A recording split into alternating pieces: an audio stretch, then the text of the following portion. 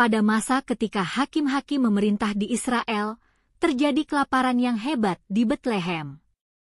Karena itu, Naomi bersama suaminya Elimelech dan kedua anaknya meninggalkan tanah kelahiran mereka untuk tinggal di negeri Moab yang asing. Mereka berharap dapat menemukan kehidupan yang lebih baik di sana. Walaupun Moab bukan tempat penyembahan kepada Allah Israel, keluarga itu tetap berpegang pada iman mereka. Naomi mengikuti suaminya dengan penuh kesetiaan, karena ia percaya bahwa Tuhan akan memelihara mereka dimanapun mereka berada. Beberapa tahun pertama di Moab berjalan tenang, namun kebahagiaan itu tidak bertahan lama. Elimelech, suami Naomi, meninggal dunia, meninggalkan Naomi sebagai seorang janda di negeri orang. Meskipun hatinya hancur, Naomi tetap berusaha kuat demi kedua anak laki-lakinya, Mahlon dan Kilion. Ia yakin bahwa kehidupannya masih memiliki tujuan, dan bahwa Tuhan belum selesai bekerja dalam keluarganya.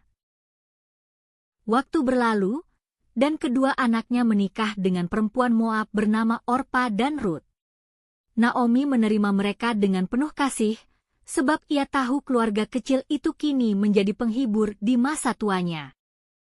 Selama beberapa tahun, Naomi menikmati kehangatan keluarga kecilnya. Namun sekali lagi, duka melanda karena kedua anak laki-lakinya meninggalkannya tanpa suami dan tanpa keturunan. Hidup Naomi terasa seolah telah berakhir.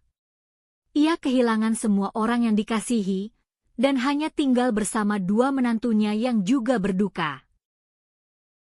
Ketika mendengar kabar bahwa Tuhan telah memberkati kembali negeri Yehuda dengan panen yang berlimpah, Naomi memutuskan untuk pulang. Ia merasa waktunya di tanah Moab sudah selesai. Sebelum berangkat, ia berbicara kepada kedua menantunya dengan hati yang berat. Ia menyuruh mereka tinggal di Moab agar bisa memulai hidup baru dan menikah lagi. Orpa menangis dan akhirnya mencium Naomi selamat tinggal, namun Rut menolak meninggalkannya. Ia berkata bahwa kemanapun Naomi pergi, ia akan ikut, dan Allah Naomi akan menjadi Allahnya. Perkataan Rut itu menguatkan hati Naomi, sebab di tengah kepahitan, ia menemukan kasih setia yang tulus. Mereka pun berdua memulai perjalanan panjang pulang ke Betlehem. Ketika mereka tiba di Betlehem, seluruh kota gempar karena kedatangan Naomi. Banyak yang terkejut melihat betapa berbeda wajahnya kini dibanding ketika ia pergi dahulu. Naomi berkata kepada mereka, "Jangan sebut aku Naomi, sebutlah aku Mara, sebab Yang Maha Kuasa telah membuat hidupku pahit." Ia merasa Tuhan menimpakan kepedihan kepadanya karena kehilangan segalanya. Meski hatinya pahit, Naomi tetap berpegang pada keyakinan bahwa Tuhan masih berdaulat. Ia menerima bahwa hidup ini tidak selalu berjalan sesuai harapan, tetapi tetap berada dalam rencana ilahi. Saat mereka mulai menetap, Naomi berusaha menata hidup bersama Rut. Mereka hidup sederhana, bergantung pada hasil ladang orang lain untuk makan sehari-hari. Rut, dengan penuh kerendahan hati, pergi ke ladang untuk memungut jelai yang tersisa setelah para penuai. Dan ternyata, ladang itu milik seorang pria kaya dan baik hati bernama Boas. Ketika Rut menceritakan hal itu kepada Naomi, ia segera mengenali bahwa Boas adalah kerabat dekat Elimelech. Naomi mulai melihat bahwa mungkin Tuhan sedang membuka jalan baru untuk mereka. Naomi bersyukur karena Boas memperhatikan Rut dan memperlakukannya dengan hormat. Ia mulai berharap bahwa mungkin melalui Boas, keluarga mereka bisa ditebus dari kesendirian. Dengan bijaksana, Naomi menasihati Rut bagaimana bersikap di hadapan Boas.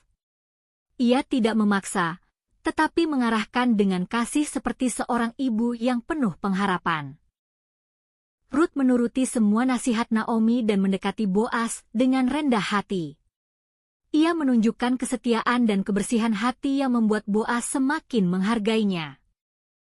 Melihat perkembangan itu, Naomi mulai merasakan sukacita yang lama hilang. Ia tahu bahwa Tuhan sedang memulihkan hidupnya sedikit demi sedikit. Boas kemudian memutuskan untuk menjadi penebus bagi keluarga Elimeleh.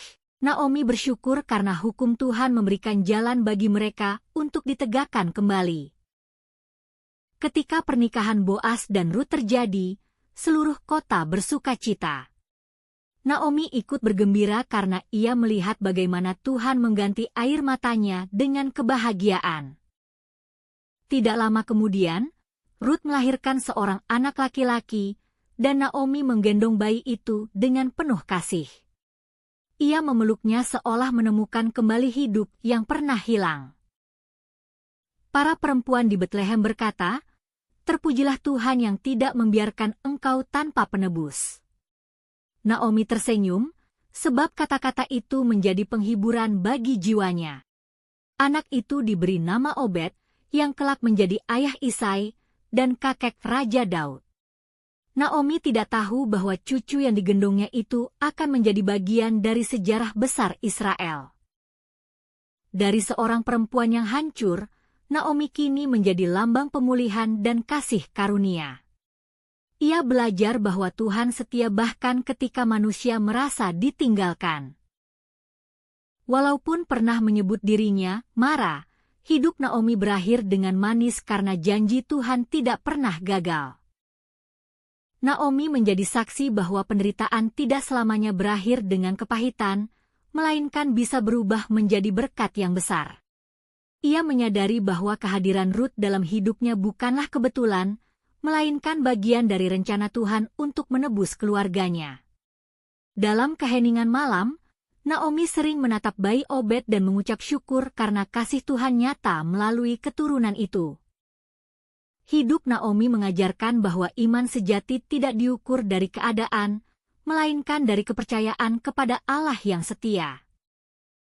Walaupun ia sempat merasa Tuhan menentangnya, kini ia tahu bahwa setiap luka membentuk sesuatu yang indah di kemudian hari. Naomi menjadi contoh bagi banyak perempuan Israel bahwa Tuhan tidak melupakan mereka yang tetap percaya di tengah penderitaan. Ia mengerti bahwa kasih dan kesetiaan Rut bukan sekadar hubungan menantu dan mertua, tetapi cerminan kasih Allah kepada manusia. Dari kisahnya, kita belajar bahwa kehilangan bukan akhir dari segalanya, karena Tuhan mampu menumbuhkan pengharapan dari reruntuhan. Naomi akhirnya hidup tenang di Betlehem, dikelilingi kasih cucunya dan masyarakat yang menghargainya. Ia menjadi saksi hidup bahwa kasih Tuhan mampu mengubah kepahitan menjadi sukacita yang abadi. Karena iman dan kesetiaan, nama Naomi dikenang sepanjang zaman sebagai perempuan yang pernah pahit, namun dipulihkan oleh kasih ilahi.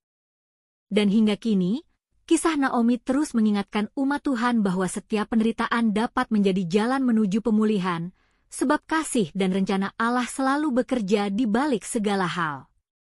Demikianlah cerita Alkitab mengenai Naomi. Nantikan video animasi cerita Alkitab menarik lainnya. Tuhan Yesus memberkati.